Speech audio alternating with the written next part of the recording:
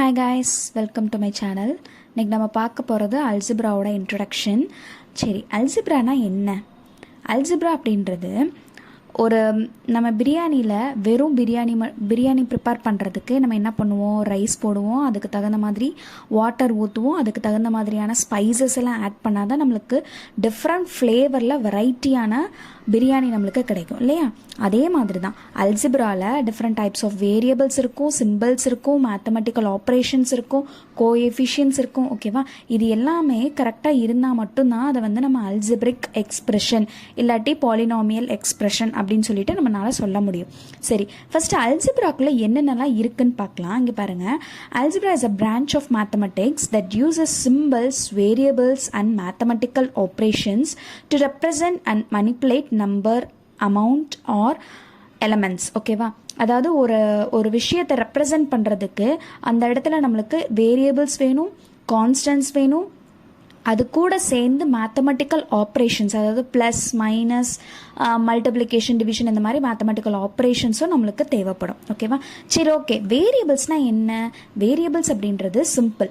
என்னென்னா ஆல்ஃபபெட்ஸில் இருக்கிற A to Z வரை இருக்கிற லெட்டர்ஸை தான் நம்ம வேரியபிள்ஸ்ன்னு சொல்லுவோம். இந்த வேரியபிள்ஸ் வந்து என்னவாகும், சேஞ்ச் ஆகக்கூடிய ஒன்று தான். அதை தான் இங்கே கொடுத்துருப்பாங்க. Letters like X, Y and Z are used to represent quantities that can change.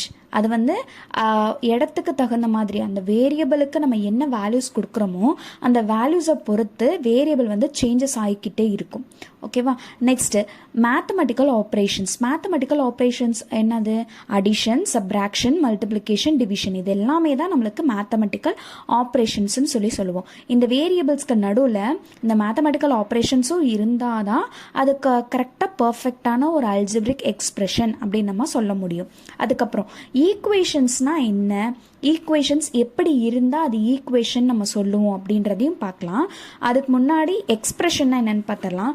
Expression அப்படின்றது an algebraic sentence is known as an expression within an expression. Each part is known as a term. அதாவது expression அப்படின்றது ஒன்றும் இல்லை. என்ன அப்படின்னா அது கூட ஒரு அல்ஜிப்ரிக் சென்டென்ஸாக தான் நம்ம என்னன்னு சொல்கிறோம்னா எக்ஸ்பிரஷன் சொல்கிறோம். இந்த ஒவ்வொரு எக்ஸ்பிரஷன்லேயும் நம்மளுக்கு உள்ள ஒவ்வொரு டேர்ம்ஸ் இருக்கும். இப்போ ஒரு ஃபேமிலின்னு எடுத்துட்டோம் அப்படின்னா ஃபேமிலிக்குள்ளே ஒவ்வொரு மெம்பர்ஸ் இருப்போம் இல்லையா? ஒரு மூணு மெம்பர்ஸோ இல்லை 5 மெம்பர்ஸோ 4 மெம்பர்ஸோ சேர்ந்தாதான் அது ஒரு ஃபேமிலி. அப்படி தானே? அதே மாதிரி தான் நம்ம அல்ஜிப்ராலையும் ஒரு எக்ஸ்பிரஷனுக்குள்ள பார்ட்ஸ் ஆஃப் டேர்ம்ஸ் இருக்கும். பார்ட்ஸ் ஆஃப் டேர்ம்ஸ்னால் இப்போ இங்கே பாருங்கள், எக்ஸாம்பிளில் 2x + 3y + 10 இருக்கா? இப்போ இது 2xன்றது ஒரு டேர்ம், 3yன்றது ஒரு டேர்ம், 10ன்றது ஒரு டேர்ம். அப்போ இந்த எக்ஸ்பிரஷனில் எத்தனை டேர்ம்ஸ் இருக்குது? 3 டேர்ம்ஸ் இருக்குது. அப்போ இந்த எக்ஸ்பிரஷன் 3 டேர்ம்ஸ் ஆனது தான் ஒரு எக்ஸ்பிரஷன். ஓகேவா? ஓகே. இதிலே நான் உங்களுக்கு கோஎஃபிஷியன்ஸ்னால் என்ன, வேரியபிள்ஸ்னால் என்ன, கான்ஸ்டன்ட்னா என்னன்னு சொல்லி ஸ்ப்ளிட் பண்ணி கொடுத்துருப்பேன். ஓகே. கோஎஃபிஷியன் இங்கே 2xன்னு இருக்கா?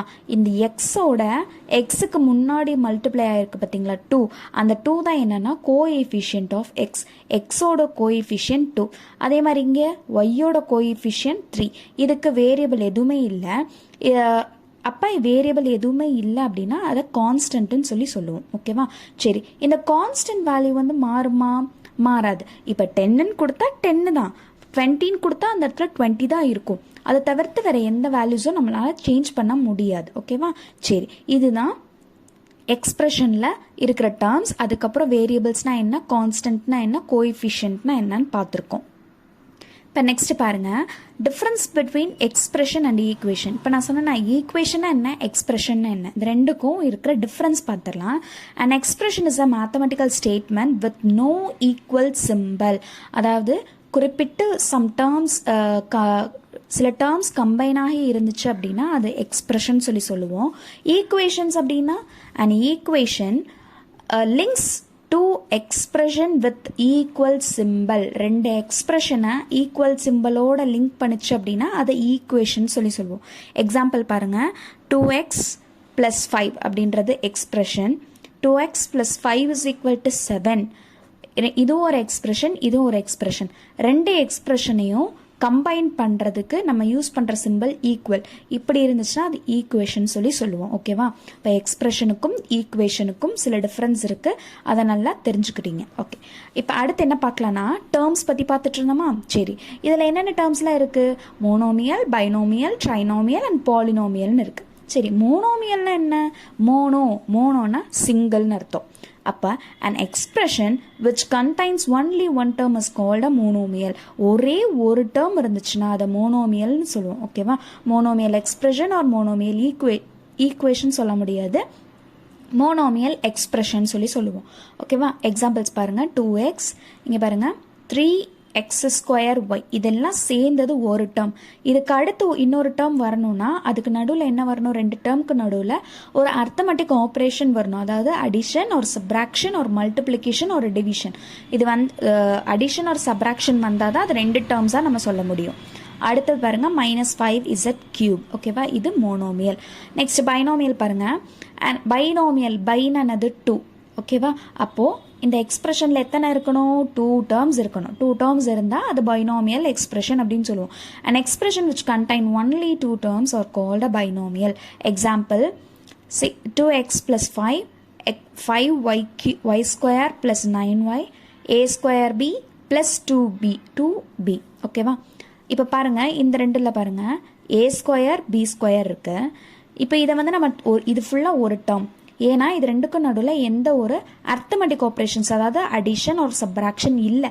அடிஷன் ஒரு சப்ராக்ஷன் இருந்தால் தான் அது ஒரு தனி டேர்ம்ஸாக நம்ம கன்சிடர் பண்ணிக்கிறோம். ஓகே, ட்ரைனோமியல். என்ன? ட்ரைனா 3. அப்போ இதில் எத்தனை டேர்ம்ஸ் இருக்கணும்? 3 டேர்ம்ஸ் இருக்கணும். சரி, பாலினாமியல் அப்படின்னா மோர் தென் டூ டேர்ம்ஸ்.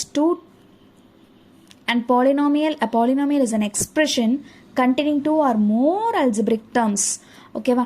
2 இல்லை 2க்கு மேலே அல்ஜிப்ரிக் டேர்ம்ஸ் இருந்தால் அதை பாலினாமியல்னு சொல்லலாம். அப்போ எதெல்லாம் பாலினாமியல்னு சொல்லலாம்?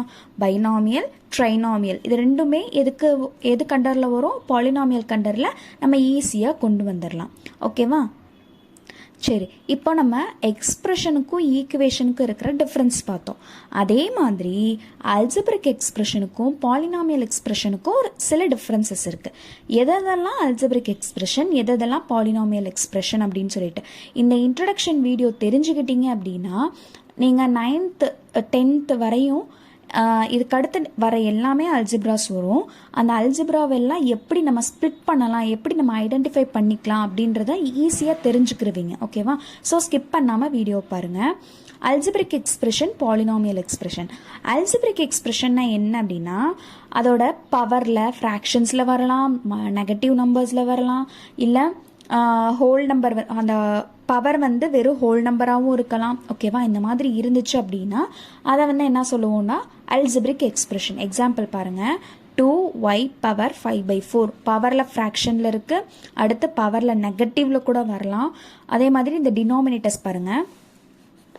6/z². ஓகேவா? 6/z². டிவிஷனில் நம்மளுக்கு வேரியபிள்ஸ் டிவிஷனில் வரலாம், பவரில் ஃப்ராக்ஷனில் வரலாம், பவர் நெகட்டிவில் வரலாம், அதே மாதிரி வேரியபிள்ஸ் டினாமினேட்டர்லையும் வரலாம். வந்துச்சு அப்படின்னா அது அல்ஜிப்ரிக் எக்ஸ்பிரஷன். இது எதுவுமே இருக்கக்கூடாது. என்ன மட்டும் இருக்கணும்? பவரில் வெறும் ஹோல் நம்பர் மட்டும்தான் இருக்கணும், பாசிட்டிவ் நம்பர்ஸ் மட்டும்தான் இருக்கணும். பாசிட்டிவ் நம்பர்ஸ் மட்டும் இருந்தால் அதை நம்ம பாலினாமியல் எக்ஸ்பிரஷன் அப்படின்னு சொல்லுவோம். Polynomial contain only whole numbers as the power of their variable. Whole நம்பர்னால் நம்மளுக்கு எதுலேருந்து வரும்? 0லேருந்து நம்ம எடுக்கிறது எல்லாமே ஹோல் நம்பர்ஸ் தான். நெகட்டிவ் நம்பர்ஸ் ஹோல் நம்பரில் வராது, அப்படி தானே? அப்போது பவரில் நம்மளுக்கு நெகட்டிவ் வரக்கூடாது, ஃப்ராக்ஷன்ஸில் வரக்கூடாது, வேரியபிள் டிவிஷனில் இருக்கக்கூடாது. இந்த கண்டிஷன்ஸ்லாம் இருந்தால் அது பாலினாமியல் எக்ஸ்பிரஷன். ஓகேவா? நெக்ஸ்ட் இது உங்களுக்கு 1 மார்க்கில் கேட்கலாம். 8th ஸ்டாண்டர்ட் 9th ஸ்டாண்டர்ட் கூட 1 மார்க்ஸில் கேட்கலாம். Every polynomial expression is an algebraic expression, but every algebraic expression is not a polynomial expression.